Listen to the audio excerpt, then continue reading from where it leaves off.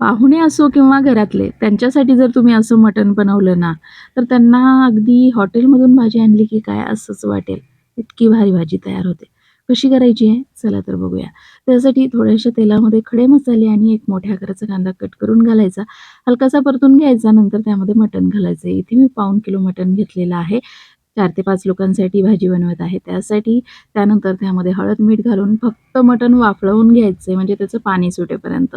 तोपर्यंत इथे मसाला भाजून घेऊया. मसाल्यामध्ये 2 मोठ्या आकाराचे कांदे आणि 1 छोटी वाटी सुकं खोबरकीस घालायचंय. मस्त मसाला काळपट रंग येईपर्यंत भाजायचा आहे.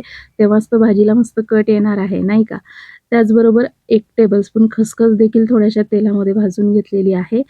त्याचबरोबर भाजीला चांगला रंग येण्यासाठी इथे बेडगी मिरची वापरलेली आहे. ती मस्त भाजून घेतली.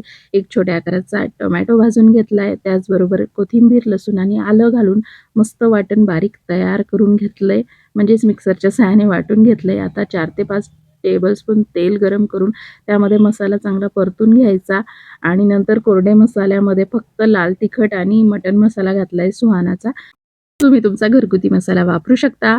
चांगला मसाला तेल सुटेपर्यंत होऊ द्यायचा आहे. नंतर यामध्ये फक्त वाफळवून घेतलेलं मटण घालायचं आहे. इथे मटण शिजवलेलं नाहीये. तर या सिक्रेट ट्रिकमुळे आपली ही जी मटणाची भाजी आहे ना, एक नंबर होते चवीला. सुरुवातीला मटण ना मसाल्यामध्ये चांगलं कलसून घ्यायचं आणि 5 ते 6 मिनिटं मसाल्यात होऊ द्यायचं. त्यानंतर त्यामध्ये गरम पाणी घालायचे आणि मोठ्या आचेवर चांगली खळखळ उकळी, चवीनुसार मीठ, कोथिंबीर घालून मस्त भाजी उकळल्यानंतर मंद आचेवर मस्त हे मटण अगदी चुलीवर शिजवतो ना, तसं शिजवून घ्यायचे.